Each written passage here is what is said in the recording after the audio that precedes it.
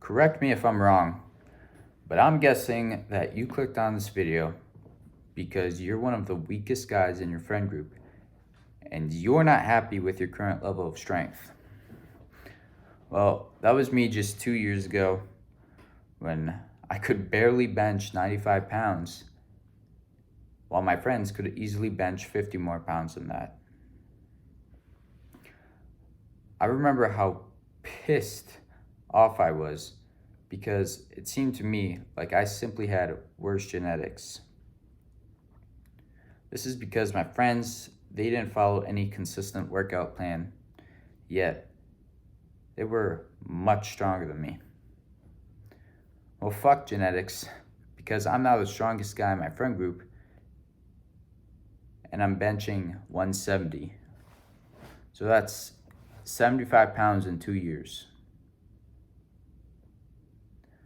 Over these 2 years, I've learned that you can easily build strength if you just utilize the 4 tips I'll be sharing with you today.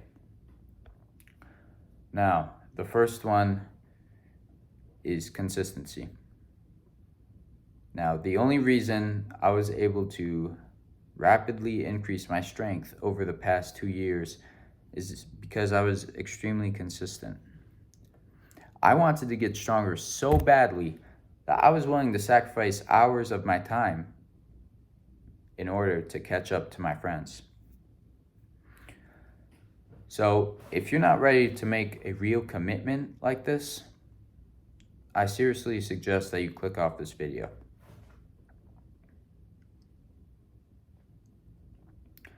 I see that you're still here, so I'm gonna tell you that if you want to make any real progress in the gym, it's necessary to make a workout split. And a workout split's pretty much just a planned routine that you do. Now, I'll make a video on this, but pretty much I suggest you stick to mostly compound exercises. Start training 3 to 4 times a week, and you can increase that if you want. And I know making the workout split isn't nearly as fun as lifting heavy weight, but it's actually like the only way you can truly be consistent and therefore get stronger. So keep that in mind. Now, this brings us into the next tip I have for you to build strength, which is progressive overload. And this, in my opinion, is the most important. And if you don't know already, progressive overload is when you gradually increase the weight, frequency, or number of reps in your strength building routine. So an example of this could be adding just 5 pounds to bench every week. So let's say week 1 of your workout split, you're doing 135. You're doing 4 sets of 5 reps of 135. So then the next week you would do 4 sets of 5 reps of 140. So you just increase by 5 pounds every week. It's that simple. Or you can also do where you increase by reps. I've done this too. So you start at 4, you do 135 for 4 sets of 5.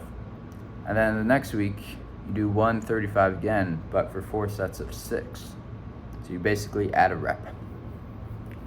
Now, not many people know this, but in order to do this, you need to start at a lower weight so then you can actually increase weight. So let's say you can barely do, let's say you're benching 135 and you barely get the last rep to get 5. And you're doing that week 1. that's not going to work because you're not going to be able to increase the weight the next week. So I suggest backing it off 10 or even 15 pounds.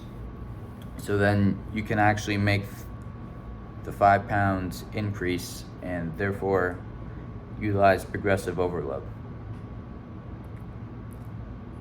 And so the next thing I have for you is I suggest performing the lifts that you want to get stronger for. So let's just say you want to get stronger at the bench and squat. You could do bench and squat 2 times a week each, because these movements that you do, they're not only strength based, but they're also technique. And the more you do these exercises, the better you're gonna get at their technique. And also with building strength, I suggest that you stick to mostly compound lifts. And these are pretty much exercises that utilize multiple muscle groups. And examples of these would be just squat, bench, and deadlift. But also like push-ups and pull-ups that utilize the core. And these are better because they strengthen not only a single muscle, but multiple muscle groups. And these are really gonna help you be able to do more weight on these heavier lifts. Now, the fourth and final thing I have for you is recovery. And I know this part is boring and it's not as fun, but until recently, I haven't realized how important recovery actually is. And this pretty much means eating enough food. However, this doesn't mean junk food. If you want to build some real strength, you're probably going to be gaining weight too. And this also includes protein, because if you didn't know already, protein pretty much builds your muscles. And the more muscle you have, the stronger you'll be. Now, also with water, I drink at least a gallon a day. Pretty much, you don't want to be dehydrated because, first of all, you need water to function. And second of all, water helps protein synthesis. I'm no scientist, but I'm pretty sure the more water you drink, it's gonna get you stronger. Okay, don't quote me on that. But the next thing is sleep, and I guarantee that this will make you stronger, because during sleep, that's basically when your muscles are building, and this is when you're gonna actually make the gains. Not a lot of people realize how important sleep is. So I suggest 8 hours minimum every night. But me personally, I aim for 9 and even 9.5 hours, because I've realized that the more sleep you get, the more you're gonna recover, and the more muscle you're gonna build, and the stronger you're gonna get. So I would stick to those two. Stretching, also important, because if you get injured, you're gonna miss out on the gains, and it sucks. And other things like hot cold therapy. I did some cupping, you could see. All great for muscle recovery. But I would just focus on eating enough food and getting enough sleep. So that's it. If you like the video, I have a lot of videos like this on my channel. And if you don't know me already, my name's Jackson, and I post a lot of videos on how to make progress in the gym.